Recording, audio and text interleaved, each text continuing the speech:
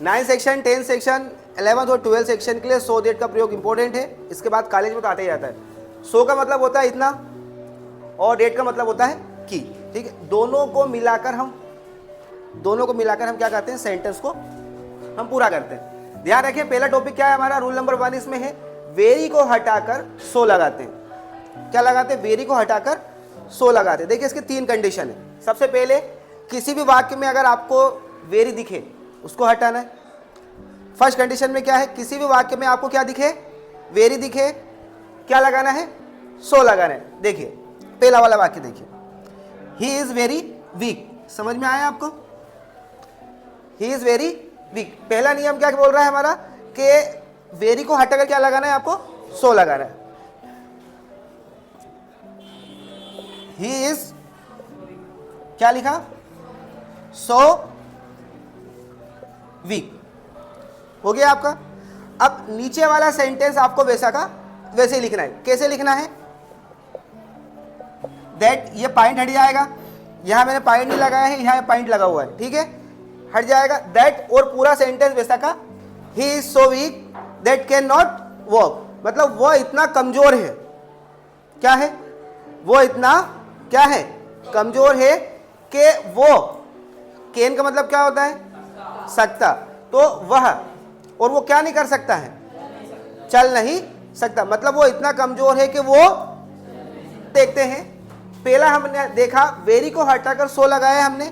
Second वाला देखो, यदि सेंटेंस में वेरी ना हो, यदि सेंटेंस में क्या ना हो, वेरी ना हो, यदि सेंटेंस में वेरी ना हो तो सेंटेंस की हेल्पिंग वर्ब के बाद सो का प्रयोग करते। अब इसमें हमें हेल्पिंग वर्ब को नहीं हटाना है, क्या नहीं करना है, हेल्पिंग वर्ब को नहीं हटाना है, हेल्पिंग वर्ब के बाद सो का यूज करना है।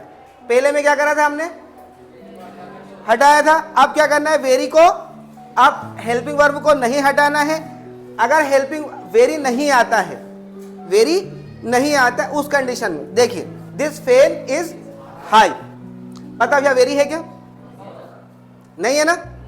अच्छा यहां हेल्पिंग वर्ब है, this fan is high, you can not, क्या लिखा है, टच इट, फैन इतना ऊंचा है कि वह जो है उसको क्या नहीं कर सकता है, टच नहीं कर सकता। अब यहां पे हमें सो और दैट का यूज करना है। नियम लागू होगा हमारा यहां पे, यदि सेंटेंस में वेरी ना हो तब सेंटेंस की हेल्पिंग वर्ब के बाद सो का प्रयोग हम कर सकते हैं। अब यहां पे जिसको पता है हेल्पिंग वर्ब कौन सी है, वो यहां पे हेल्पिंग वर्ब के बाद सो का यूज आ जाएगा। और this fan is so high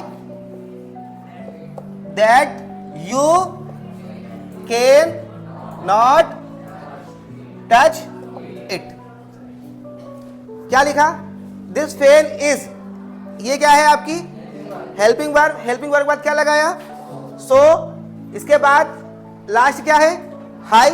अब इसके बाद हमें क्या लगाना है, दैट, वाक्य खत्म होने के बाद क्या लगाना है, दैट, डेट के बाद सेम सेंटेंस वैसा का, you can not touch it.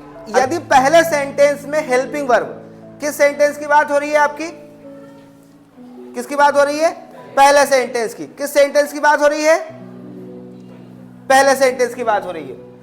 यदि पहले सेंटेंस में हेल्पिंग वर्ब भी ना हो, क्या ना हो, हेल्पिंग वर्ब ना हो, तब सेंटेंस की मेन वर्ब के बाद सो लगाते हैं। मेन वर्ब पता है किसको बोलते हैं, main verb, go, come, eat, run, drink, is, am, are, was, were, shall, will. तो ये मैंने जो आपको हेल्पिंग वर्ब का नाम लिया, हेल्पिंग वर्ब के बाद सो लगाते हैं। अब मान लो दो कंडीशन, वेरी भी ना हो और हेल्पिंग वर्ब भी, तो ऐसा कोई वाक्य नहीं है जिसमें मेन वर्ब ना आए फिर, और मेन वर्ब अगर नहीं आती तो वाक्य बनते ही, वो वाक्य नहीं बनेगा आपका, ठीक है। अब हम देखते हैं यहां पर ये वाला क्वेश्चन नंबर 6, यदि पहले सेंटेंस में हेल्पिंग वर्ब भी ना हो, क्या है यहां पर हेल्पिंग वर्ब, देखो इसको जरा, है क्या, यहां पर वेरी लिखा है और ना हेल्पिंग वर्ब है, ना वेरी लिखा हुआ है, ना हेल्पिंग वर्ब है क्या यहां पर, नहीं है ना। तो क्या करेंगे हम, आंसर लगाकर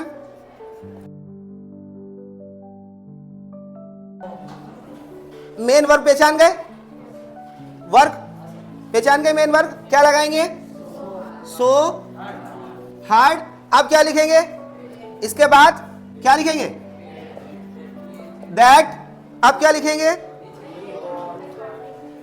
he got first division in the, कर सकते हैं। क्या हुआ इसका मतलब, अब क्या है, डेट लगाकर दूसरे सेंटेंस को वैसे ही लिखना है। तो ये आपका सो डेट, जिसमें मैंने आपको तीनों फॉर्मूले बताए, वेरी वाला बताया, एक बताया आपको हेल्पिंग वर्ब वाला बताया, और एक बताया आपको मेन वर्ब वाला। ठीक है, इसके अलावा सो डेट से क्वेश्चन परीक्षा में नहीं आता।